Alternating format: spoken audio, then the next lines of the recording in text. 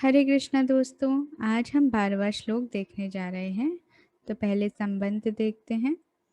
द्रोणाचार्य के द्वारा कुछ भी ना बोलने के कारण दुर्योधन का मानसिक उत्साह भंग हुआ देखकर उसके प्रति भीष्म जी के किए हुए स्नेह सौहार्द की बात संजय आगे के श्लोक में प्रकट करते हैं। श्लोक देखते हैं। तस्य संज नयन हर्षम, ये ना की बिंदी की तरह प्रोनाउंस होगा। संज नयन हर्षम, ये माँ की तरह प्रोनाउंस होगा। संज नयन हर्षम। कुरु वृद्धः, कुरु वृद्धः। पितामहः, पितामहः, क्योंकि यहाँ ऑलरेडी हा है और ये विसर्ग है तो 2 बार हा की तरह प्रोनाउंस होगा। पितामहः। सिंहनादम, सिंहनादम। विनद्योच्चैः, विनद्योच्चैः। ये द्य है, द्य और आधा चा है और चा पे आई की मात्रा है प्लस विसर्ग है, इसलिए विनद्योच्चैः, विनद्योच्चैः। शंखम, शंखम। दध्मौ, आधा दा है आधा धा है। दध्मौ, दध्मौ। प्रतापवान, प्रतापवान। तस्य संजनयन् हर्षं कुरु वृद्धः पितामहः। सिंहनादं विनद्योच्चैः शंखं दध्मौ प्रतापवान। इसको कैसे गाएंगे वो देख लेते हैं। तस्य संजनयन् हर्षं कुरु वृद्धः पितामहः।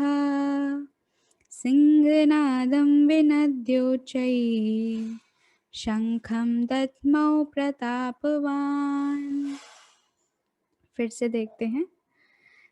तस्य संजनयन् हर्षं कुरु वृद्धः पितामहः। सिंहनादं विनद्योच्चैः शंखं दध्मौ प्रतापवान। मीनिंग देख लेते हैं।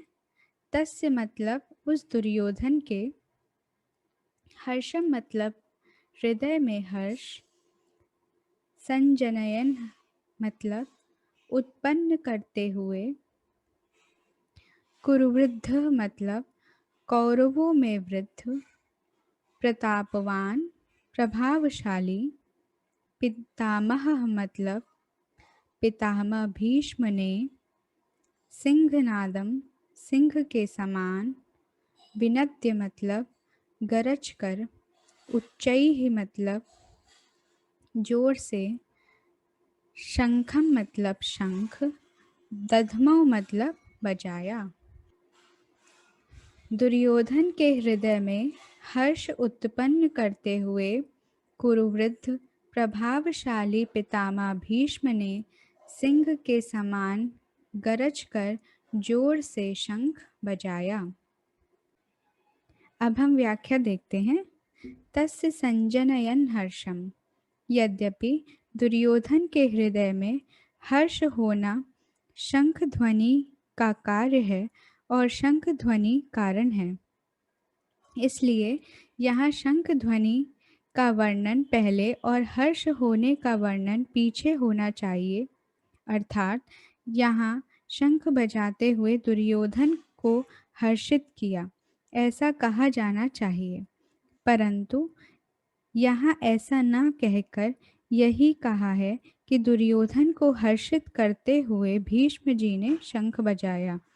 कारण कि ऐसा कहकर संजय यह भाव प्रकट कर रहे हैं कि पितामह भीष्म की शंखवादन क्रिया मात्र से दुर्योधन के हृदय में हर्ष उत्पन्न हो ही जाएगा।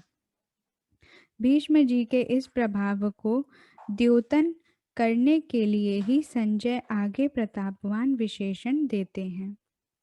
कुरुवृद्ध।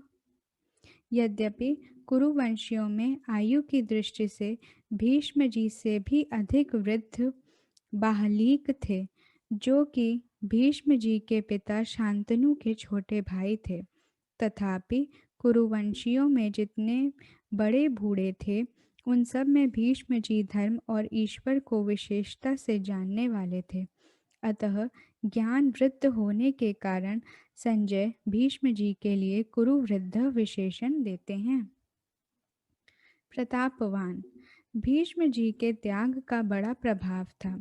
वे कनक कामिनी के त्याग की अर्थात उन्होंने राज्य भी स्वीकार नहीं किया और विवाह भी नहीं किया। भीष्म जी अस्त्र शस्त्र को चलाने में बड़े निपुण थे और शास्त्र के भी बड़े जानकार थे। उनके इन दोनों गुणों का भी लोगों पर बड़ा प्रभाव था। जब अकेले भीष्म अपने भाई विचित्रवीर्य के लिए काशी राज की कन्याओं को स्वयंवर से हरकर ला रहे थे, तब वहां स्वयंवर के लिए इकट्ठे हुए सब क्षत्रिय उन पर टूट पड़े, परंतु अकेले भीष्म जी ने उन सबको हरा दिया। जिनसे भीष्म अस्त्र शस्त्र की विद्या पढ़े थे, उन गुरु परशुराम जी का के सामने भी उन्होंने अपनी हार स्वीकार नहीं की। इस प्रकार शस्त्र के विषय में उनका क्षत्रियों पर बड़ा प्रभाव था। जब भीष्म शरशय्या पर सोए थे, तब भगवान श्री कृष्ण ने धर्मराज से कहा कि आपको धर्म के विषय में कोई शंका हो तो भीष्म जी से पूछ लें, क्योंकि शास्त्र ज्ञान का सूर्य अस्ताचल को जा रहा है, अर्थात भीष्म जी इस लोक से जा रहे हैं। इस प्रकार शास्त्र के विषय में उनका दूसरों पर बड़ा प्रभाव था। पितामह।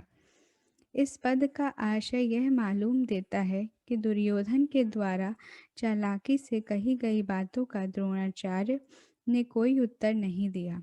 उन्होंने यही समझा कि दुर्योधन चालाकी से मेरे को ठगना चाहता है, इसलिए वे चुप ही रहे। परंतु पितामह दादा होने के नाते भीष्म जी को दुर्योधन की चालाकी में उसका बचपन दिखता है।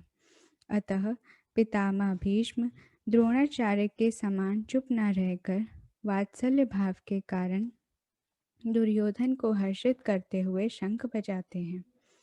सिंहनादम विनद्योच्चैः शंखम दद्मौ।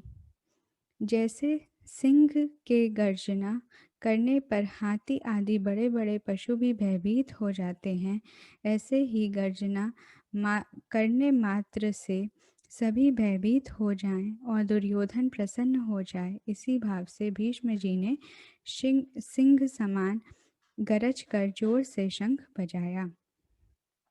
परिशिष्ट भाव। दुर्योधन के साथ द्रोणाचार्य का विद्या का संबंध था और भीष्म जी का जन्म का अर्थात कौटुंबिक संबंध था। जहाँ विद्या का संबंध होता है वहाँ पक्षपात नहीं होता। जहाँ कौटुंबिक संबंध होता है वहाँ स्नेहवश पक्षपात हो जाता है। अतः दुर्योधन के द्वारा चालाकी से कहे गए वचन सुनकर द्रोणाचार्य चुप रहे, जिससे दुर्योधन का मानसिक उत्साह भंग हो गया। परंतु दुर्योधन को उदास देखकर कौटुंबिक स्नेह के कारण भीष्म जी शंख बजाते हैं।